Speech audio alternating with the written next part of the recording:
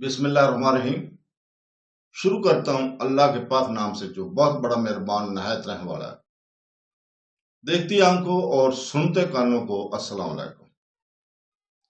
بہنوں، بھائیوں، دوستوں اور بزرگوں، اسلامی اسکالرز، صوفیہ کرام کی معلوماتی سیریز کی آج کی ویڈیو میں ہم شاہ عبداللطیف بھٹائی کی سوانح حیات اور ان کے مزار کی تاریخ کو بیان کر رہے ہیں۔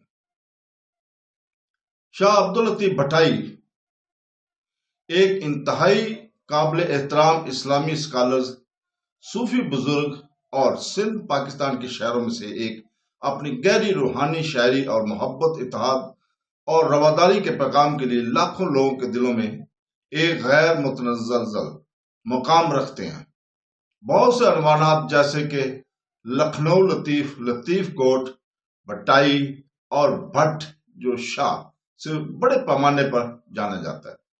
انہیں سندھی زبان کا سب سے بڑا شاعر سمجھا جاتا ہے۔ ان کی وفات کی تاریخ 21 دسمبر 1752 ایک شاندار زمینی سفر کے اختتام کی نشاندہی کرتی ہے، لیکن ایک روحانی میراث کا آغاز جو نسل در نسل لوگوں کو متاثر کرتی رہتی ہے۔ ان کی برسی پر سال عقیدت مندوں، علماء اور صوفی ادب اور موسیقی کے مداحوں کی طرف سے انتہائی عقیدت کے ساتھ منائی جاتی ہے۔ شاہ عبداللطیف بھٹائی نے اپنی زندگی کا آخری حصہ سندھ کے قصبے بھٹ شاہ کے قریب گزارا، جہاں وہ بالآخر انتقال کر گیا اور دفن ہوئے۔ ان کا مزار کراچی سے تقریباً 200 کلومیٹر کے فاصلے پر سندھ کے ضلع مٹیاری کے قصبے بھٹ شاہ میں واقع ہے۔ یہ جگہ تب سے صوفی روحانیت اور ثقافتی ورثے کا مرکز بن گئی، جو پاکستان اور اس سے باہر کے زائرین، شاعروں، موسیقاروں اور سیاحوں کو اپنی طرف متوجہ کرتی ہے۔ وہ مقام جو کبھی ایک پرسکون صحرائی پہاڑی تھا، جسے سندھی میں بھٹ کہا جاتا تھا، خود سنت نے اپنی رہائش، اعتکاف اور عکاسی کے لیے منتخب کیا تھا۔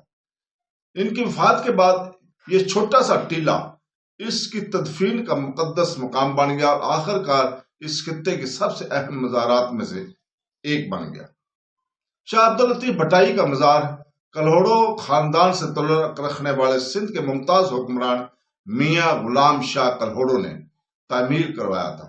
میاں غلام شاہ کلہوڑو، جو اپنے تقوی اور صوفی بزرگوں اور علماء کی سرپرستی کے لیے جانے جاتے ہیں، نے بھٹائی کے انتقال کے 2 دہائیوں بعد 1772 میں مزار کی تعمیر کا آغاز کیا۔ بھٹائی کی روحانی قد اور شاعرانہ ذہانت سے دل کی گہرائیوں سے متاثر ہوئے۔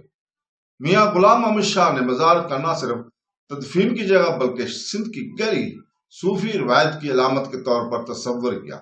ولی کے اس کی عقیدت ایسی تھی کہ ان کی بات کو یقینی بنایا کہ مزار اس وقت کے فن تعمیر، جمالیات اور بھٹائی کی تعلیمات کی روحانی گہرائی دونوں کی عکاسی کرے گا۔ یہ مزار بذات خود روایتی سندھی اور اسلامی فن تعمیر کا ایک شاندار نمونہ ہے۔ اس میں ایک بڑا مرکزی گنبد، پیچیدہ ٹائل ورک اور پھولوں کے نمونوں والے فرسکو ہیں، جو خطے کے فنکارانہ ورثے کی آئینہ دار ہیں۔ اندرونی حرم، جہاں شاہ لطیف بھٹائی کی قبر ہے، سادگی اور روحانی پر سنت کی سنتی طرز زندگی کے مطابق رکھا گیا ہے۔ مزار کے احاطے کے ارد گرد صحت زائرین کے لیے آرام گاہیں اور ایک پلیٹ فارم ہے جسے راگی خانہ کہا جاتا ہے، جہاں عقیدت مند موسیقی اور گیت کے ذریعے ان کی شاعری سنتے ہیں۔ خاص طور پر سالانہ عرس کے دوران جو ان کی زندگی اور تعلیمات کا 3 روزہ جشن ہر سال صفر کے اسلامی مہینے میں منعقد کیا جاتا ہے۔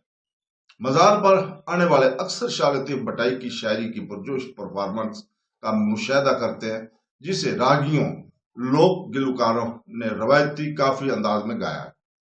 ان پر فارمرز کے ساتھ تبورو ہوتا ہے، ایک تار والا آلہ جسے خود بھٹائی نے ایجاد کیا تھا۔ مزار صرف ایک تدفین کی جگہ سے زیادہ ہے۔ یہ بھٹائی کی الہی محبت، انسانیت، تصوف اور اندرونی سفر کے پیغام کا زندہ مجسم ہے۔ یہ تصوف کی پیروکاروں اور سندھی ادب کی مداحوں کے لیے ایک روحانی اور ثقافتی پناہ گاہ کے طور پر کام کرتا ہے۔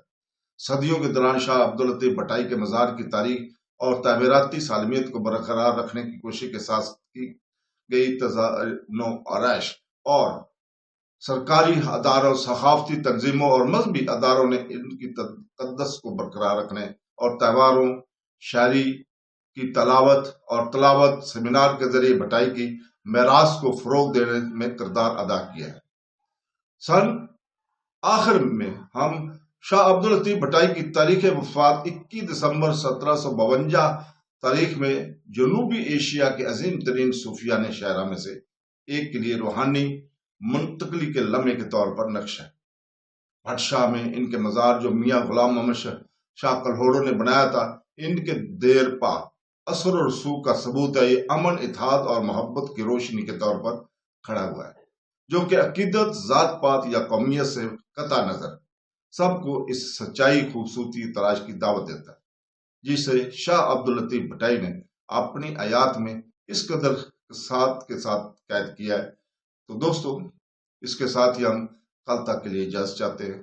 کل انشاءاللہ تعالی اسی وقت ہم ملا شاہ بخشی کی سیرت اور ان کے مزار کی تاریخ کو بیان کریں گے۔ دوستو، کل تک کے لیے اجازت، اللہ حافظ۔